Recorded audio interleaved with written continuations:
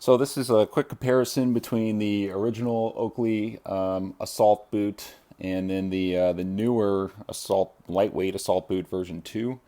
I just want to show there's some pretty substantial differences between the two. I used to be a big fan of the originals. They were like a good, I mean, they are a mid-weight boot, but because they were like a medium weight boot, they kind of worked a little bit for everything.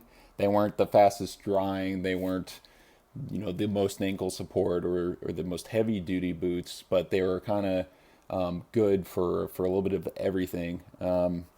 So I mean, I put probably hundreds and hundreds of miles on this type of model, not this exact pair. I had another pair that I just wore the sole off of, but they had a really thick sole, thicker leather on the sides. The ankle support. Again, this was all like it was all padded inside, a lot of excess material. So it wasn't the coolest boot for hot weather, metal grommets, and it did come with a Vibram sole. The old version had.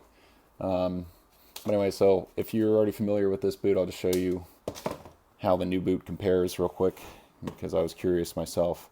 So I went ahead and I picked up a pair of the new version, and to my surprise, these are really, really lightweight tennis shoe style boot.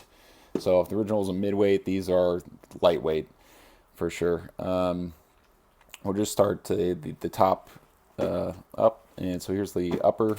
The tongue is no longer gusseted all the way up to the ankle or above, well above the ankles. It really stops, yeah, at the ankles where the gusset stops, and then it's just a free floating tongue.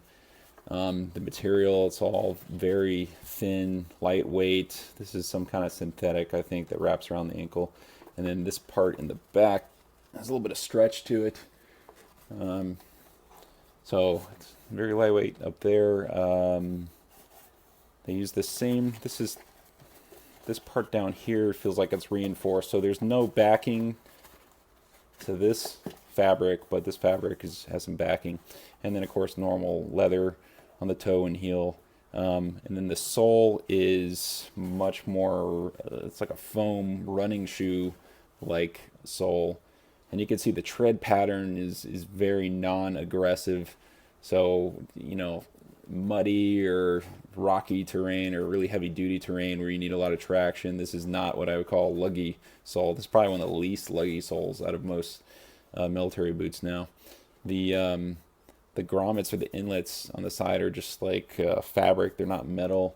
It's probably just to save weight, and they don't really. I don't think they do a lot anyway. Strings, really nothing special about the strings that it comes with. The insole that it comes with is going to be this foam insole. There's not a lot to it, but I could see this drying out real easily. That's a good thing. So if you're going to get your boots soaked, insole will dry out fast, but I usually just put in my own insole. I go with Sole brand for just better arch support and heel support. But yeah, overall though, I think even though they're made in Indonesia now, the construction quality is seems really good. So they found a good manufacturer. So far, putting like a couple miles on them thus far. I've no hot spots whatsoever. Seems like the break-in period's definitely going to be short. And this would just be a good option for you're looking for a lightweight running shoe type boot for like fast marches or staying on pavement or light terrain.